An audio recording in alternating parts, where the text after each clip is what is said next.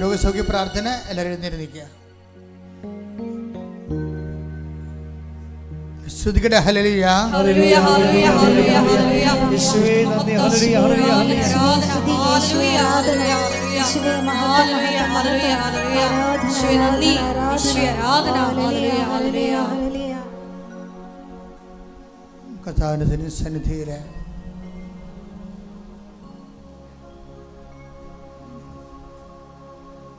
സാന്നിധ്യം അനുസ്മരിച്ചുകൊണ്ട് പേനയും എഴുത്തുമായി ബന്ധപ്പെട്ട കുറേ വിഷയങ്ങൾ കാണുന്നുണ്ട്. ഈ ആഴ്ചയിൽ ആപ്ലിക്കേഷൻ സെൻഡ് ചെയ്യാനുള്ളവരും കമ്മ്യൂണിക്കേഷൻ എഴുത്തുകുത്തുകളുള്ളവരും കറസ്പോണ്ടൻസ് ഉള്ളവർ പ്രത്യേകം ശ്രദ്ധിച്ച് ചെയ്യണം. എടുക്കുക വരുത്തരുത്, നാളേക്ക് മാറ്റി വയ്ക്കരുത്. എഴുതാനുള്ളതും സംസാരിക്കാനുള്ളതും മെയിൽ സെൻഡ് ചെയ്യാനുള്ളതും എല്ലാം ഈ ആഴ്ചക്കുള്ളിൽ ചെയ്തു തീർക്കണം. കുടിശ്ശിക ഉണ്ടാകാത്ത രീതിയിൽ കർത്താവിൻ്റെ മേലെല്ലാം അനുഗ്രഹം ഉണ്ടാകും. ശ്രുതികട. Hallelujah, hallelujah, hallelujah, hallelujah, hallelujah, hallelujah, hallelujah, hallelujah. മഹത്വം, മഹത്വം, ആരാധന, ആരാധന. Hallelujah, hallelujah, hallelujah. സന്ദേശത്തിന് നന്ദി പറയുന്നു. Hallelujah, hallelujah. പരിശുദ്ധ പരമദിവ്യകാരുണ്യത്തിന് നേരവും ആരാധനയും സ്തുതിയും പുകഴ്ചയും ഉണ്ടായിരിക്കട്ടെ. ഏറ്റു പ്രാർത്ഥി. കർത്താവായ ദൈവമേ, കർത്താവായ ദൈവമേ, അങ്ങയുടെ ഉന്നതമായ നാമത്തിന് സ്തോത്രം ചെയ്യുന്നു. കർത്താവേ, നിന്റെ വിശുദ്ധമായ വലതുകരം ഓരോ മകന്റെ മേലും ഓരോ മകളുടെ മേലും വയ്ക്കണമേ. ഇവിടെ തീർത്ഥാടനത്തില് പ്രാർത്ഥിക്കുന്നവരോ ഓൺലൈനായി പ്രാർത്ഥിക്കുന്നവരോ കർത്താവിന്റെ കൃപ തിരിച്ചറിയട്ടെ. ഈശോ അടിപ്പിണർ പോലെ വൈദ്യാഘാതം പോലെ ദൈവികമായ ശ്രദ്ധ എല്ലാ മക്കളിലേക്ക് അരിച്ചിറങ്ങട്ടെ. മാരക രോഗങ്ങള്, തീരാവേദികള്, ജീവിത ദുരിതങ്ങള് യേശുവിന്റെ നാമത്തില് മാറിപ്പോകട്ടെ. കരൾ രോഗങ്ങള്, കിഡ്നി രോഗങ്ങള്, അർശസ് രോഗങ്ങള്, അൾസർ രോഗങ്ങള്, രോഗങ്ങള്, ആന്തരിക അവയവങ്ങളുടെ രോഗങ്ങള്, വിഷപ്പ രോഗങ്ങള്, ത്വക്ക് രോഗങ്ങള്, അസ്ഥി രോഗങ്ങള് യേശുവിന്റെ നാമത്തിൽ മാറിപ്പോകട്ടെ. Hallelujah, hallelujah, hallelujah.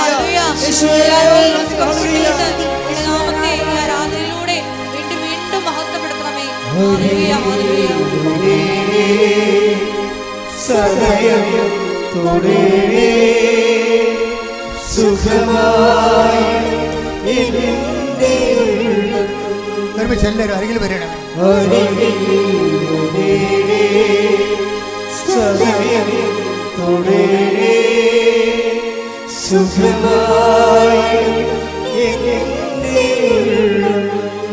വലിയൊരു വചന പ്രഘോഷണം നമ്മൾ കഴിഞ്ഞിട്ട് കർത്തൃസന്നിധി നമ്മൾ യാചിക്കുകയാണ്. ഈ ആഴ്ചയിൽ ജപ്തി നടപടിയെ അഭിമുഖീകരിക്കുന്നവരുണ്ട്. സാമ്പത്തികമായ വലിയ കടങ്ങളാൽ വസ്തു ലേലത്തിൽ പോകാൻ പോകുന്നവരുണ്ട്. അവരെല്ലാം ഈ സമയത്ത് സമർപ്പിക്കുന്നു. 17 ദിവസത്തിലുള്ള ആ വിഷയത്തിന് മേലും ദൈവിക തീരുമാനം ഉണ്ടാകാൻ വേണ്ടി സ്തുതിക്കട്ടെ. ഹല്ലേലൂയ, ഹല്ലേലൂയ,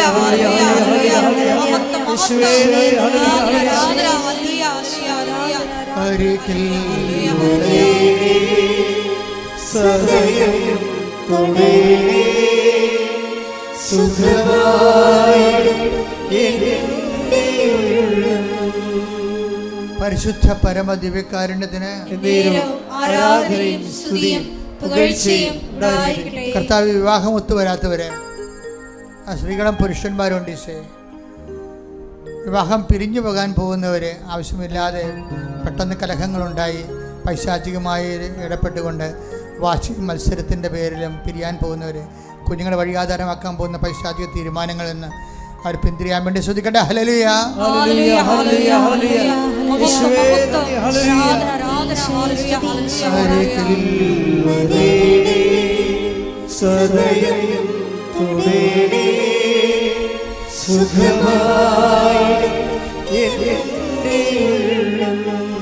പരിശുദ്ധ പരമദിവ്യകാരുണ്യത്തിന് ആരാധനയും സ്തുതിയും പുകഴ്ചയും ഉണ്ടായിരിക്കട്ടെ. മക്കളെ, ജോലിയില്ലാത്തവരെ, വിസ ഇൻ്റർവ്യൂവിന് പോകാൻ പോകുന്നവർ, പരീക്ഷയുടെ റിസൾട്ട് പ്രതീക്ഷിക്കുന്നവർ, പുതിയ ടെസ്റ്റിന് ഒരുങ്ങുന്നവർ, അതുപോലെ തന്നെ വിസ പുതുക്കാൻ വേണ്ടി കഷ്ടപ്പെടുന്നവർ, പുതുക്കി കിട്ടാത്തവർ, അങ്ങനെ എല്ലാ മേഖലകളിലും വേദനിക്കുന്നവരെ കർത്താവ് പരിശുദ്ധയുടെ മധ്യ സ്നേഹിപ്പിച്ചുകൊണ്ട് ശ്രദ്ധിക്കട്ടെ. ഹല്ലേലൂയ,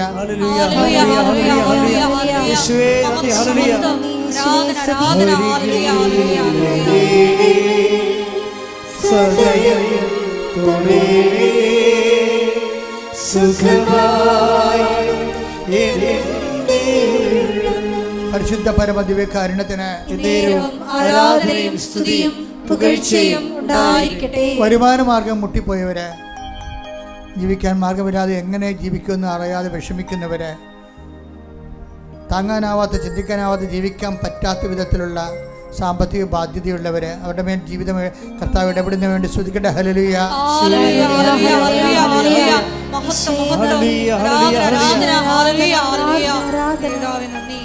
പല പല ഗർഭചിത്രത്തിന് വിധേയമായവർ, മക്കളില്ലാത്തവർ, അവർ കുഞ്ഞുങ്ങളെയും കൊണ്ടുവന്ന് സാക്ഷ്യം പറയാൻ വേണ്ടി അവർക്ക് 3 കുഞ്ഞുങ്ങൾ വരെ ജനിക്കുന്നതിന് വേണ്ടി പ്രാർത്ഥിക്കുന്നു. കർത്താവിൻ്റെ കൃപ അവരിലേക്ക് ചൊരിയട്ടെ. ശ്രദ്ധിക്കട്ടെ. Hallelujah,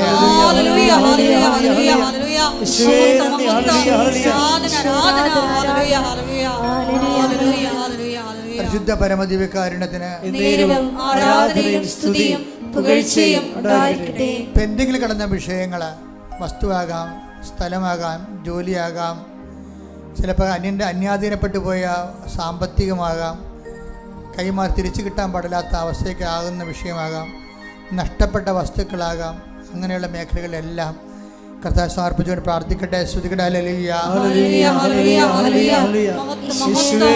hallelujah, hallelujah, hallelujah,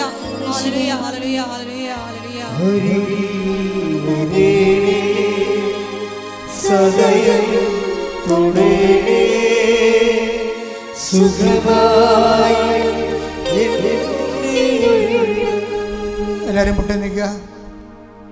savanna ആശീർവാദം മൗനമായി പ്രാർത്ഥിക്കേണ്ട സമയമാണിത്. എൻ്റെ മക്കളുടെ വിഷയങ്ങളും മൗനമായി പ്രാർത്ഥിക്കേണ്ട സമയമാണിത്. നിങ്ങൾ എന്തിനു വേണ്ടിയാണ് പ്രാർത്ഥിക്കുന്നത് ഇന്ന് വന്നത്? ആ വിഷയങ്ങൾ ആരാധന സമയത്ത് മൗനമായി പ്രാർത്ഥിക്കുക.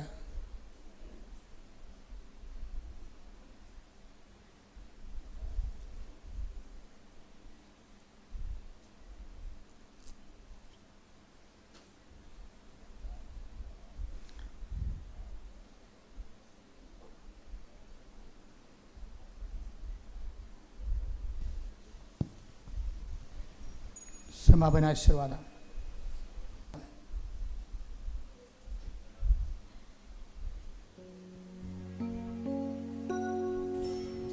ശിരസ് നമിച്ച് ദിവ്യകാരുണ്യനാഥന്റെ ആശീർവാദം സ്വീകരിക്കാം.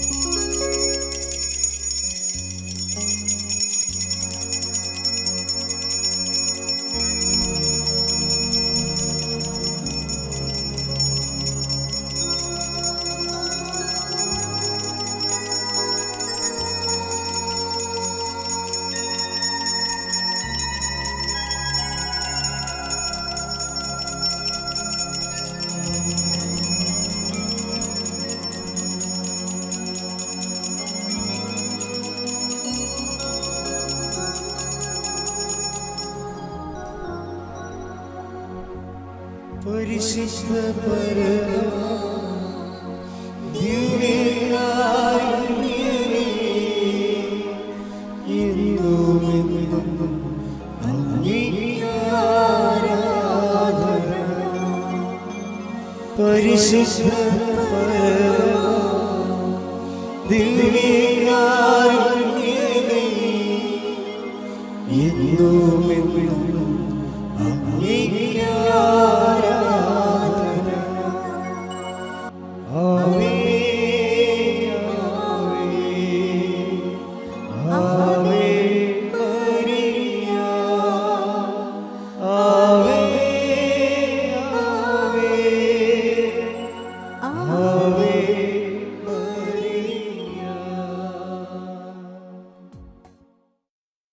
പരിശുദ്ധ അമ്മയ്ക്കും ദിവ്യകുമാരനും 1000 നന്ദി. എൻ്റെ പേര് അഞ്ജു പൗലോസ്. ഞാൻ അങ്കമാലിയിലടുത്തുള്ള അയ്യമ്പുഴയിൽ നിന്നാണ് വരുന്നത്. ഞാനൊരു നേഴ്സാണ്. നേഴ്സിംഗ് പഠിത്തം കഴിഞ്ഞപ്പോൾ എൻ്റെ ഒരു വലിയൊരു സ്വപ്നമായിരുന്നു എനിക്ക് പുറത്ത് പോയി ജോലി ചെയ്ത് എൻ്റെ കുടുംബത്തെ സംരക്ഷിക്കണം എന്നുള്ളത്. എൻ്റെ പപ്പ ഒരു കൃഷിക്കാരനാണ്. അപ്പോൾ എല്ലാവരെയും പോലെ തന്നെ ഞാൻ നേഴ്സിംഗ് പഠിത്തം കഴിഞ്ഞു. ഞാൻ OET പഠിച്ചു. ഞാനൊരു ആവറേജ് സ്റ്റുഡൻ്റ് ആയിരുന്നു. അപ്പോൾ എനിക്ക് OET ഭയങ്കര ബുദ്ധിമുട്ടായിരുന്നു. അപ്പം ഞാൻ OET പഠിച്ചു. അപ്പോൾ ഞാൻ ആദ്യത്തെ എക്സാം എഴുതി. ഞാൻ വളരെ കഷ്ടപ്പെട്ട് പഠിച്ച് എഴുതി. പക്ഷേ ആദ്യത്തെ റിസൾട്ട് വന്നപ്പോൾ ഞാൻ ഒരു മൊഡ്യൂളിന് എൻ്റെ പോയി. എനിക്ക് ഭയങ്കര സങ്കടമായി. ഞാനെന്ന് പറഞ്ഞാൽ പെട്ടെന്ന് സങ്കടം വന്ന് ഒരുപാട് ഡൗൺ ആവും. അപ്പോൾ എൻ്റെ ആൻറ്റിയും എൻ്റെ മമ്മിയും ഭയങ്കര പരിശുദ്ധ അമ്മയുടെ വലിയ ഭക്തിയാണ്. അപ്പോൾ ആൻറ്റി പറഞ്ഞു, മോൾ പേടിക്കണ്ട, നമുക്ക് ഇനി എഴുതാലോ, ഞാൻ ആൻറ്റി കൃപാസനത്തിൽ വരാൻ പ്രാർത്ഥിക്കുന്നുണ്ട്, നീ ഒരു ഡേറ്റും കൂടി എടുക്ക്, എന്നിട്ട് നമുക്ക് ഒന്നും കൂടെ ഒന്ന് എഴുതി നോക്കാമെന്ന് പറഞ്ഞു. അപ്പോൾ എൻ്റെ കൂടെ ഒരു കുട്ടി ഉണ്ടായിരുന്നു. അപ്പോൾ അവൾക്കും ഒരു മൊഡ്യൂളിന് പോയിരുന്നു. അപ്പോൾ ഞങ്ങൾ തീരുമാനിച്ചൊന്ന് എഴുതാമെന്ന് വിചാരിച്ചു. ഞാൻ ഒരു തവണയും കൂടി എഴുതി. അപ്പോഴും റിസൾട്ട് വന്നപ്പോൾ ഞാൻ ഒരു മൊഡ്യൂളിന് പോയി. എനിക്ക് ആകെ സങ്കടമായി, എന്താ ചെയ്യേണ്ടതെന്ന് അറിയില്ല, ഭയങ്കര ബുദ്ധിമുട്ടായി. അപ്പോൾ ആൻറ്റി പറഞ്ഞു, എന്നാൽ നീ എൻ്റെ കൂടെ ഒന്ന് കൃപാസനത്തിൽ വാ. എനിക്കങ്ങനെ അറിയില്ല, കൃപാസന മാതാവിനെ പറ്റി കേട്ടിട്ടുണ്ടെങ്കിലും എനിക്കങ്ങനെ ഒരുപാട് കാര്യങ്ങൾ അറിയില്ലായിരുന്നു. അപ്പോൾ നീ എൻ്റെ കൂടെ ഒന്ന് വാ, അൽത്താരയിൽ വന്ന് ഒന്ന് പ്രാർത്ഥിക്കുമെന്ന് പറഞ്ഞു. അപ്പം ഞാനൊരു ദിവസം ഒരു ഞായറാഴ്ച ഞാൻ ഈ അൽത്താരയിൽ മുമ്പിൽ വന്നിരുന്ന് അമ്മയുടെ മുമ്പിലിരുന്ന് പ്രാർത്ഥിക്കും, അമ്മേ എനിക്ക് പരീക്ഷ പാസ്സാക്കി തരണം, എൻ്റെ വലിയൊരു സ്വപ്നമല്ലേ, എൻ്റെ കുടുംബത്തെ എനിക്ക് നോക്കണ്ടേ എന്ന് പറഞ്ഞ് ഒരുപാട് പ്രാർത്ഥിച്ചു. എന്നിട്ട് പക്ഷേ ഉടമ്പടി എടുത്തില്ല. ഞാൻ ആൻറ്റിയോട് പറഞ്ഞു, വേണ്ട ഉടമ്പടി എടുക്കണ്ട, പ്രാർത്ഥിച്ചിട്ടില്ലേ, നമുക്ക് മാതാവ് ഏറ്റെടുത്തോളൂ എന്ന് പറഞ്ഞ് ഞാൻ തിരിച്ചു പോയി. അന്നൊക്കെ ഞാൻ പ്രാർത്ഥിച്ചു. അപ്പം ഞാൻ എക്സാം എൻ്റെ കൂട്ടുകാരിക്ക് അപ്പോൾ ഒരു ഇൻ്റർവ്യൂ വന്നു UK-ന്ന്.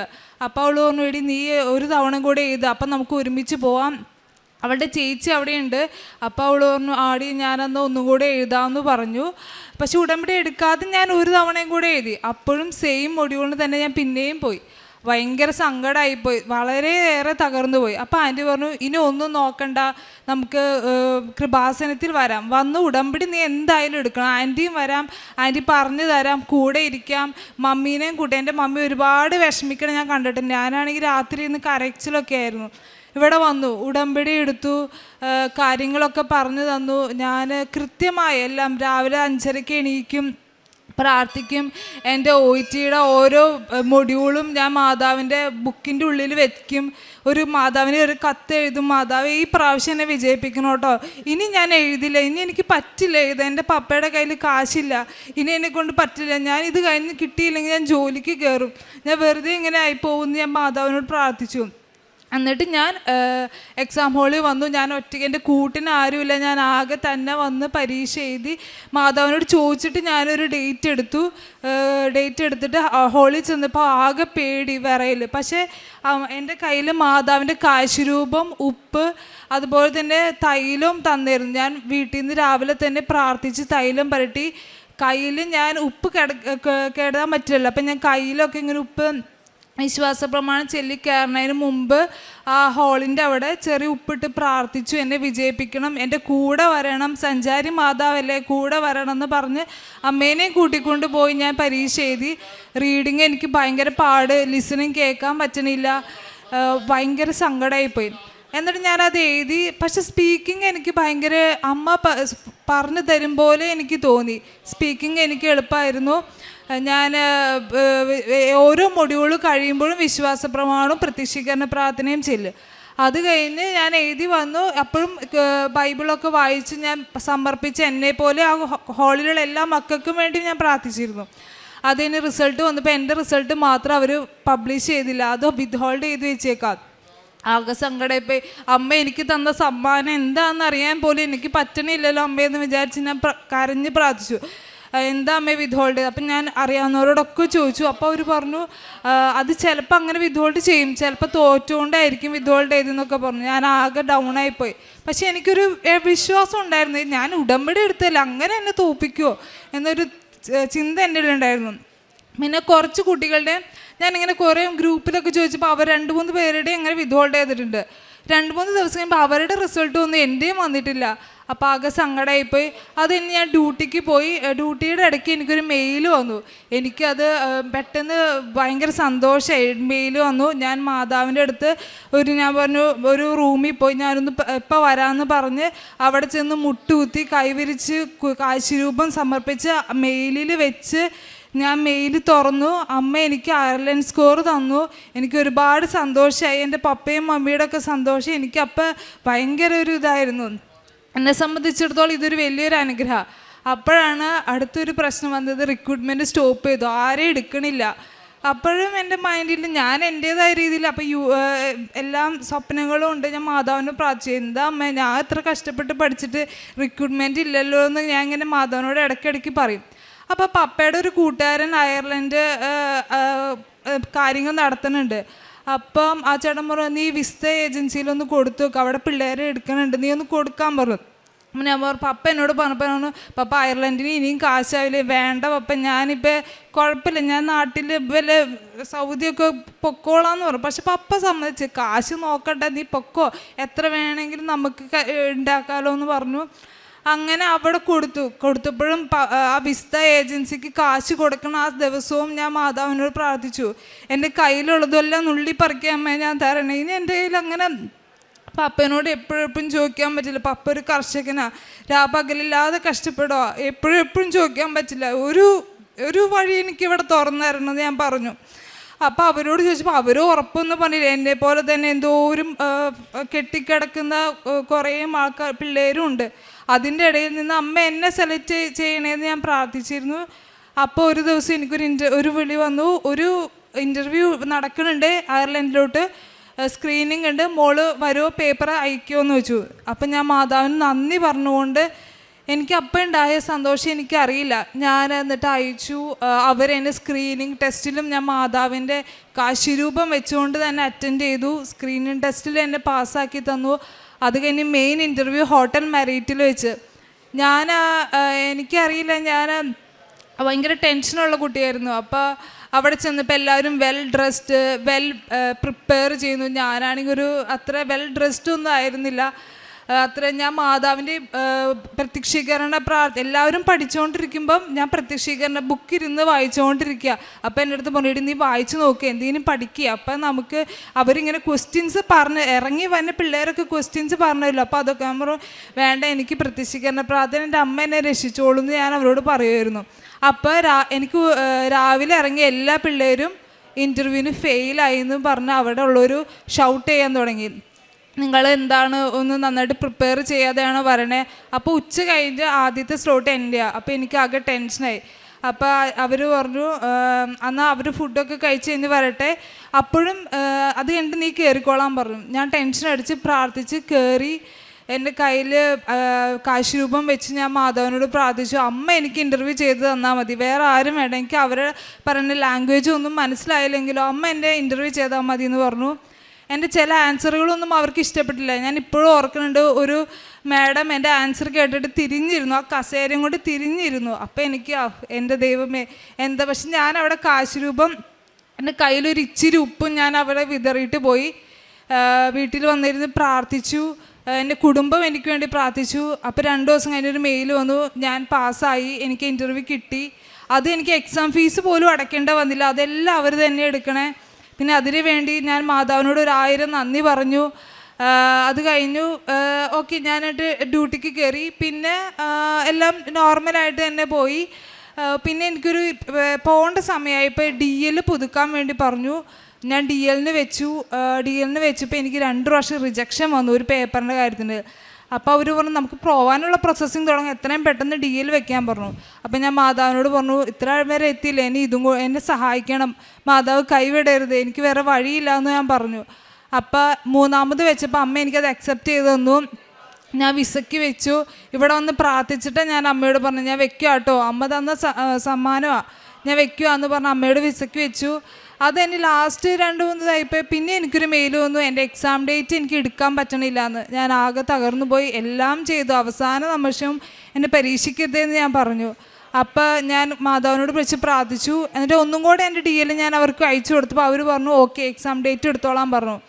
എന്നിട്ട് ഞാനിപ്പോൾ ജാനുവരി 19 എൻ്റെ സ്വപ്ന നാടായ അയർലൻഡിലോട്ട് പോവുക. എൻ്റെ കുടുംബത്തിനെ സംരക്ഷിക്കാൻ പറ്റുമെന്ന് എനിക്ക് ഉറച്ച് വിശ്വാസമുണ്ട്. ജാനുവരി 24, 25 എൻ്റെ പരീക്ഷയാണ് ആപ്റ്റിറ്റ്യൂഡിൻ്റെ.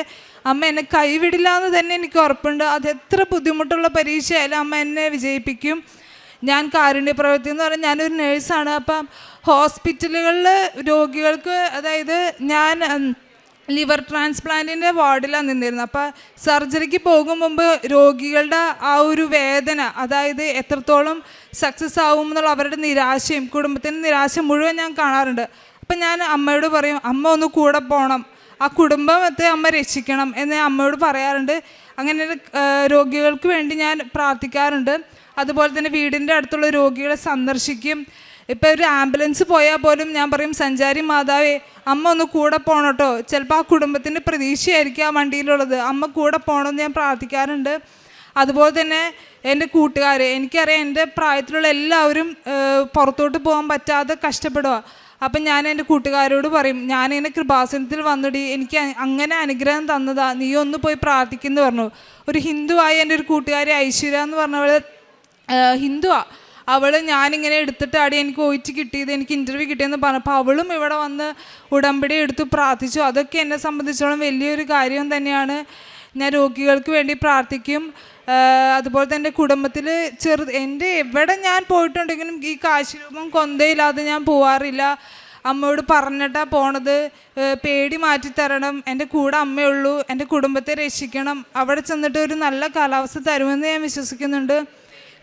എനിക്ക് നൽകിയ ഓരോ അനുഗ്രഹങ്ങൾക്കും, അത് ചെറുതായിക്കോട്ടെ വലുതായിക്കോട്ടെ, എല്ലാ അനുഗ്രഹങ്ങൾക്കും 1000 നന്ദി. ഞാൻ പിന്നെ പള്ളിയിൽ പോയി ഞായറാഴ്ച പറ്റുമ്പോൾ, ഇപ്പം നൈറ്റാണെങ്കിൽ ചിലപ്പോൾ പോകാൻ പറ്റാറില്ലെങ്കിലും ഞായറാഴ്ചകളിലും ബുധനാഴ്ചകളിലൊക്കെ പള്ളിയിൽ പോവും, കുമ്പസാരിക്കും, പത്രങ്ങൾ കൊടുക്കും, അങ്ങനത്തെ കാരുണ്യ പ്രവർത്തികൾ ചെയ്യും. ഇപ്പം പള്ളി പോവാതിരിക്കുന്നവരൊക്കെ കാണുമ്പോൾ ഞാൻ പറയും, പ്രാർത്ഥിക്കും, മാതാവിൻ്റെ അനുഗ്രഹം വലുതാ എന്നൊക്കെ ഞാൻ പറയാറുണ്ട്.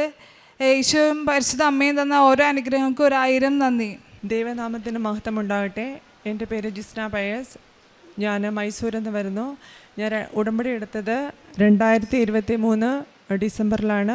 ഞാൻ ഉടമ്പടി എടുക്കാനുണ്ടായ സാഹചര്യം, എൻ്റെ മോളുടെ മാറാത്ത അലർജിയും ചുമയും ജലദോഷവുമായിരുന്നു. അവൾക്ക് 5 വയസ്സുള്ളപ്പോൾ മുതൽ തുടങ്ങിയതാണ്. അവൾ ആഴ്ചയിൽ ഒരാഴ്ച ക്ലാസ്സിൽ പോയാൽ അവൾ ബാക്കി ഒരു 15 ദിവസം അവൾ ലീവായിരിക്കും. കാരണം അവൾക്ക് അത്ര സുഖം ഉണ്ടാകത്തില്ല. അവൾക്ക് ജലദോഷവും ചുമയെന്നെല്ലാം പറയുമ്പോൾ രാത്രിയിലെല്ലാം വിട്ടുമാറാത്ത ചുമയാണ്. വീസിങ് പോലെ ചെറുതായിട്ട് സൗണ്ട് വരെ വരുന്ന ഒരവസ്ഥ. ഹൈപ്പർ ആക്റ്റീവ് എയർവേസ് ഡിസീസ് എന്നാണ് ഡോക്ടർ പറയുന്നത്. ഒരു പക്ഷേ വലുതാകുമ്പോൾ അവൾക്കത് ഒരു ആസ്മ വരെയായി മാറാം, അങ്ങനെ ഒരു കണ്ടീഷനുണ്ടായി. പ്ലസ് അവൾക്ക് സ്കിൻ അലർജിയും. ആ കാരണം കൊണ്ടാണ് ഞാനിവിടെ വന്ന് ആദ്യമായിട്ട് ഉടമ്പടി എടുക്കുന്നത്. ഉടമ്പടി നിയമങ്ങൾ എഴുതിക്കൊണ്ടിരിക്കുമ്പോൾ തന്നെ എനിക്ക് പരിശുദ്ധ അമ്മയുടെ സുഗന്ധാഭിഷേകം ഉണ്ടായി. അത് കഴിഞ്ഞ് എൻ്റെ നെക്സ്റ്റ് ഡേ ഞാനിവിടെ കുർബാന കഴിഞ്ഞ് പുറത്ത് നിൽക്കുമ്പോൾ കൂടെ എനിക്ക് പരിശുദ്ധ അമ്മേൻ്റെ സുഗന്ധാഭിഷേകം ഉണ്ടായി. പിന്നെ ഉടമ്പടി എടുത്ത് ഞങ്ങൾ വീട്ടിൽ പോയി ആദ്യത്തെ 1 മാസം ഞാൻ പ്രാർത്ഥന മാത്രമായിരുന്നു. പ്രേക്ഷിത പ്രവർത്തനം അത്ര ഉണ്ടായിട്ടില്ല. പത്രം കൊടുത്തു, പക്ഷേ കാരുണ്യ പ്രവർത്തികൾ അത്ര ചെയ്യാൻ, ഞാൻ ആക്ച്വലി മൈസൂരിൽ നിന്നായതുകൊണ്ട് എനിക്കത്ര പുറത്തൊന്നും അങ്ങനെ പോയി ചെയ്യാൻ അത്ര അറിയില്ലായിരുന്നു.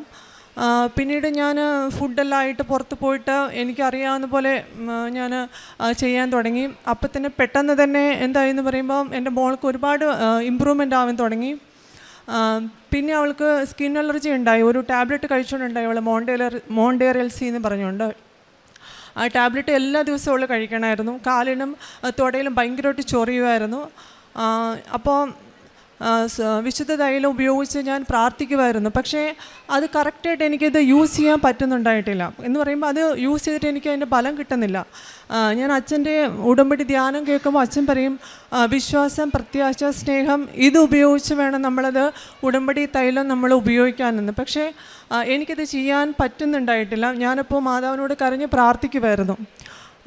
അങ്ങനെ ഞാൻ ഒരു ദിവസം കൊന്ത ചൊല്ലിക്കൊണ്ടിരിക്കുന്ന സമയത്ത് എനിക്ക് പരിശുദ്ധ അമ്മേൻ്റെ സുഗന്ധാഭിഷേകം ഉണ്ടായി. അപ്പോൾ തന്നെ ഞാൻ മുട്ടിൽ നിന്നു പ്രാർത്ഥിക്കുമ്പോൾ എനിക്ക് തോന്നി, ഈ സമയത്ത് ഞാൻ തൈലം ഉപയോഗിച്ച് പ്രാർത്ഥിച്ചാൽ എന്തായാലും എൻ്റെ മോൾക്ക് സുഖമാവുമെന്ന്.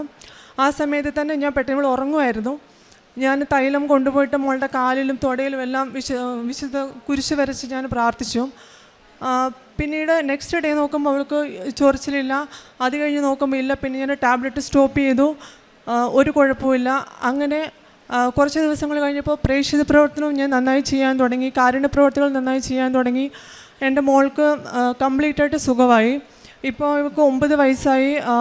അലർജിയോ ഒരു പ്രശ്നങ്ങളുമില്ല. അവളുടെ റിപ്പോർട്ടുണ്ട്, കംപ്ലീറ്റ് ഓക്കെയാണ് അവൾ. അങ്ങനെ ഇരിക്കുമ്പോൾ എനിക്ക് അടുത്തതായിട്ട് രണ്ടാമത് ഞാൻ നിയോഗം വെച്ചത്, എൻ്റെ ആദ്യത്തെ ഉടമ്പടി നിയോഗം ഈശോയ്ക്ക് ഇഷ്ടപ്പെട്ട മകളായി എന്നും ജീവിക്കണമെന്ന് തന്നെയായിരുന്നു. രണ്ടാമത്തെ നിയോഗമാണ് എൻ്റെ മോളുടേത് വെച്ചത്. മൂന്നാമത് ഞാൻ വെച്ചത് സ്ഥലം സെയിലാവാൻ വേണ്ടിയിട്ടായിരുന്നു. അതായത് എൻ്റെ വീട്ടിലെ, അതായത് ഞങ്ങൾ 2 പെൺകുട്ടികളെ വിവാഹം കഴിച്ച് വിട്ട ശേഷം പപ്പയ്ക്കും മമ്മിക്കും നല്ല ബുദ്ധിമുട്ടുണ്ടായി. അങ്ങനെ ഇരിക്കുന്ന സമയത്താണ് സ്ഥലം സെയിലാവണം എന്നാണ് ഞാൻ നിയോഗം വെച്ചത്. ഞാൻ കാരുണ്യപ്രവൃത്തി ചെയ്യാൻ തുടങ്ങിയപ്പോൾ എന്നെ കൊണ്ടാവുന്നത് പോലെയൊക്കെ ഞാൻ ചെയ്യാൻ തുടങ്ങി കഴിഞ്ഞപ്പോൾ 5 സെൻറ്റ് സ്ഥലം ഞാൻ ഉടമ്പടി എടുത്ത് 1.5 മാസത്തിൽ സെയിലായി. അപ്പോൾ മമ്മിയും, അപ്പം അവർക്ക് വരാൻ പറ്റാതിരുന്ന പൈസേൻ്റെ ബുദ്ധിമുട്ട് കൊണ്ട് തന്നെയായിരുന്നു. ആ സ്ഥലം ആ പൈസ കിട്ടിക്കഴിഞ്ഞപ്പോൾ പപ്പയും മമ്മി ഇവിടെ വന്നു. മമ്മി ഉടമ്പടി എടുത്തു. മമ്മി ഉടമ്പടി എടുത്ത് ഒരു 10 ദിവസവും, അതായത് ഞാൻ ഉടമ്പടി എടുത്തിട്ട് 2.5 മാസവും മമ്മി ഉടമ്പടി എടുത്തിട്ട് 10 ദിവസം ഉള്ളപ്പോൾ 50 സെൻറ്റ് സ്ഥലം. അതൊരു വലിയ അത്ഭുതമാണ്. 6-7 വർഷമായിട്ട് നടക്കാണ്ടിരുന്ന ഒരു കാര്യമാണ്. വെറും 10 ദിവസം മമ്മി ഉടമ്പടി എടുത്തിട്ടും ഞാൻ എടുത്തിട്ട് ഒരു 2 മാസം കൊണ്ടും സെയിലായത്. അതിൽ നിന്ന് ഞങ്ങൾക്കും ഒരു നല്ലൊരു ജീവിതമുണ്ടായി. പിന്നെ എൻ്റെ ഹസ്ബൻഡിന് ആക്ച്വലി യൂറിക് ആസിഡിൻ്റെ കംപ്ലയിൻ്റ് ഉണ്ടായിരുന്നു. യൂറിക് ആസിഡ് ആക്ച്വലി കൂടുതലായിരുന്നു. ഒരു ഗുളിക കഴിച്ചുകൊണ്ടുണ്ടായി. അപ്പോൾ ഡോക്ടർ പറഞ്ഞത് ലൈഫ് ലോങ് ഇത് കഴിക്കേണ്ടി വരുമെന്നാണ്. ആദ്യം പറഞ്ഞു മാറുമെന്ന് പറഞ്ഞു, പിന്നെ പറഞ്ഞു ഇല്ല, ഇത് ലൈഫ് ലോങ് കഴിക്കേണ്ടി വരുമെന്ന്. ഞങ്ങൾ ഒരുമിച്ച് കാരുണ്യപ്രവൃത്തി ചെയ്യാൻ തുടങ്ങി കഴിഞ്ഞപ്പോൾ ഹസ്ബൻഡിൻ്റെ യൂറിക് ആസിഡ് നോർമലായി. 6.8 ഉണ്ടായിരുന്നു, ഇപ്പോൾ 5.6 ഉള്ളൂ. ഇപ്പോൾ ടാബ്ലറ്റ് ഒന്നുമില്ല. ഇതെല്ലാം മാതാവിൻ്റെ ഒരു വലിയ അനുഗ്രഹമാണ്. പിന്നെ എനിക്ക് ഈശോനെ മാതാവിനെ ഒരുപാട് പ്രാവശ്യം സ്വപ്നം കാണാൻ പറ്റിയിട്ടുണ്ട്. അത് തന്നെയാണ് എനിക്ക് ഏറ്റവും വലിയൊരു അനുഗ്രഹമായിട്ട്. ഞാനിപ്പോൾ ഉടമ്പടി പുതുക്കുന്നത് തന്നെ, ഞാൻ മൈസൂരായതുകൊണ്ട് എനിക്ക് ആക്ച്വലി ഞാൻ 2023 ഉടമ്പടി എടുത്തിട്ട് പിന്നെ എനിക്ക് പുതുക്കാൻ പറ്റിയിട്ടില്ല. ഞാൻ ഓൺലൈനിലാണ് ഉടമ്പടി പുതുക്കിക്കൊണ്ടുണ്ടായിരുന്നത്. ഇന്നാണ് ഞാൻ വീണ്ടും ഉടമ്പടി പുതുക്കുന്നത്. അപ്പം ഞാനിപ്പോൾ ഉടമ്പടിയിൽ എനിക്ക് ഏറ്റവും വലിയ ആഗ്രഹം ഈശോനെ മാതാവിനെ സ്വപ്നം കാണണം എന്നൊരു ആഗ്രഹത്തോടുകൂടി ഞാനിപ്പം ശരിക്കും ഉടമ്പടി പുതുക്കുന്നത്. പിന്നെ കാരുണ്യപ്രവൃത്തികൾ ഞാൻ ചെയ്യുന്നത്, ഞാൻ പോകുന്ന ആ സ്ഥലങ്ങളിലൊക്കെ ആഴ്ചയിൽ 2 പ്രാവശ്യം ഞാൻ ഫുഡ് ആക്കിയിട്ട് കൊടുക്കും. പ്ലസ് അവർക്ക് സാമ്പത്തികമായിട്ട് സഹായിക്കും. പിന്നെ പുതിയ ഡ്രസ്സ്, ചെരുപ്പ്, അങ്ങനെ എന്നെക്കൊണ്ടാവുന്ന, എനിക്ക് ജോലിയൊന്നുമില്ല എന്നാലും എനിക്കാവുന്നത് പോലെയൊക്കെ ഞാൻ അവർക്ക് സഹായിക്കും. ഇത്രയെല്ലാം അനുഗ്രഹം തന്ന പരിശുദ്ധ അമ്മയ്ക്കും ഈശോയ്ക്കും ഞാൻ നന്ദി പറയുന്നു.